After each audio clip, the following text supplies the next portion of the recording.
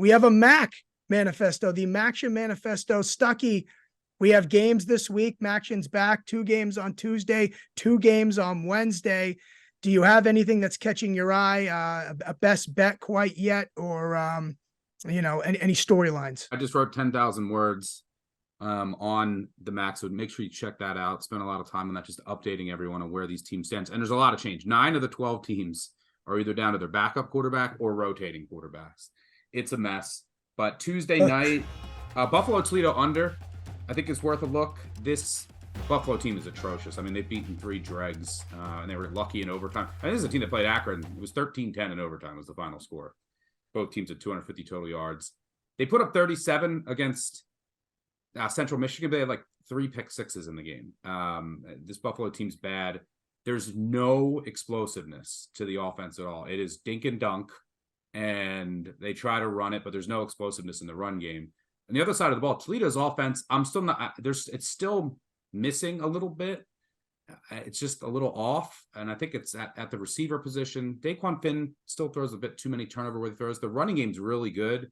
Penny Boone, who's a Maryland transfer, is great. Finn can also run, but that's the Buffalo strength of their defenses. Their defensive line is really good against the run. I think they're top 20 in line yards and stuff rate, and so I think that they could keep this Toledo offense relatively in check. I don't think you're going to see a ton of explosive plays in this game, which is what you really want to avoid when taking any MAC under.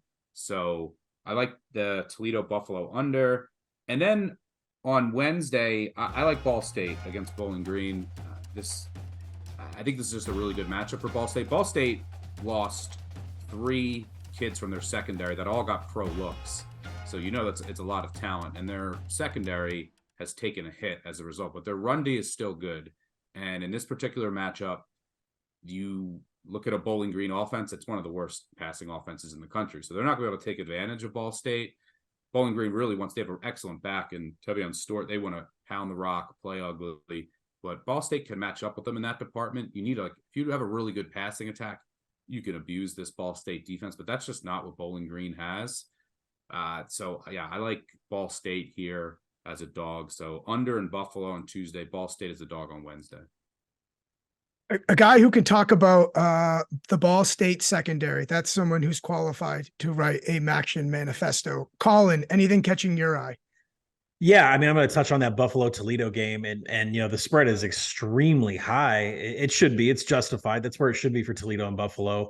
But at the same time, if you look at Toledo's games, they're only 3-5 against the spread, and they're only covering by a margin less than a single point. Almost every single game they've been in this year has been a 1-possession game almost the entire time through. There's no splits on the quarters, like they're better here, they're better there. If there's one big advantage here for Toledo, it's in the middle 8 there. I mean, there's a huge discrepancy between what Jason Campbell and Maurice Lindquist has, but I'm going to end up eventually going with Buffalo. I think there's going to be massive steam on Toledo about 90 minutes before kick, and I would like Buffalo in the first half if we can get it to 10. Like Stuck said, there's not going to be any explosives in this game whatsoever. And when you deep dive down into this Toledo defense, specifically in the front 7, you have to look at and see what they do against inside zone. That is all Buffalo runs, is inside zone. Like 62% of all their rushing attempts are inside zone, and Toledo's pretty average. I mean, they allow some explosives. That's not what's going to happen, but they're not very good at success rate either. So I think Buffalo can hang or at least stay within 1 or 2 possessions. So in the first half, I'm going to look for it if it gets to 10. And then in the other game, I took the under. That thing went all the way down to 44. 45 is key. So if you can get under 45, that's good. But with Northern Illinois and Central Michigan, you're just same thing. You're just not going to get a whole bunch of offense. These 2 teams are terrible in quality drives. These 2 teams are terrible in finishing drives. Jace Bauer took over at quarterback. He's not going to be able to beat anybody on this team. So, he's 6-9 big time throws, turnover worthy plays, and Central Michigan's 110th in quality drives. It's just going to be a lifeless game without points. Same as Wednesday. Take the under on Akron and Kent State. I make that number 31.5. I think it's down to, specifically under 40 right now. I think it's going to continue to go down, but it's just lifeless. It is the 2 most lifeless offenses in all college football is Akron and Kent State. So we're going to take an under there. A lot under happy here on Tuesday, Wednesday.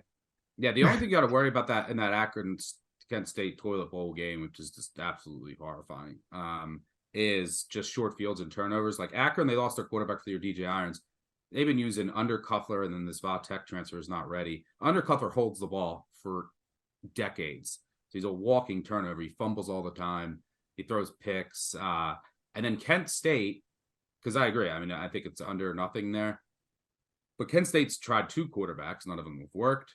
Their new head coach came out last week and said, we're just going to try a bunch of new guys. I don't know what that means, but the Southern Miss approach. The only fear there, I mean, they have a Kansas State transfer in Lewis, and then they have Cardman, who played some last year, like deep backup in blowouts. So maybe you see them. I don't know that, but the only thing I'd be worried about is just like short fields. Akron special teams are a dump. Like they just fumble punts. They get them blocked. They also can't make field goals, which is good. I think they've used 3 different field goal kickers, and they're 6 of 13 on the year. But that's the only thing I'd be worried about. But yeah, I'll shut up rambling about Akron special teams now. Yeah. The zips and the golden flashes there everywhere. I wish we could play a highlight of terrible defense, terrible stuff, right? Yeah, this team, but no quarterback. That was phenomenal stuff. Brett, anything for you you're looking at here? Tuesday, I like or tonight. Tonight, I like NIU at Central Michigan. The Chips are decimated by injuries. Star quarterback Bert Emanuel remains out. He will not play tonight. The Huskies 3-1 in league play. Their only loss on a failed 2-point conversion against Toledo. They still have a slim chance to get to the MAC title game, but that means Toledo's got to lose twice. That likely is not going to happen. I just think NIU's the better team at this point, and what settled it for me, they are second in the MAC defensively. Central Michigan is second to last defensively. I think NIU takes care of business against a decimated Chippewa squad. Yeah, Northern Illinois laying points on the road there.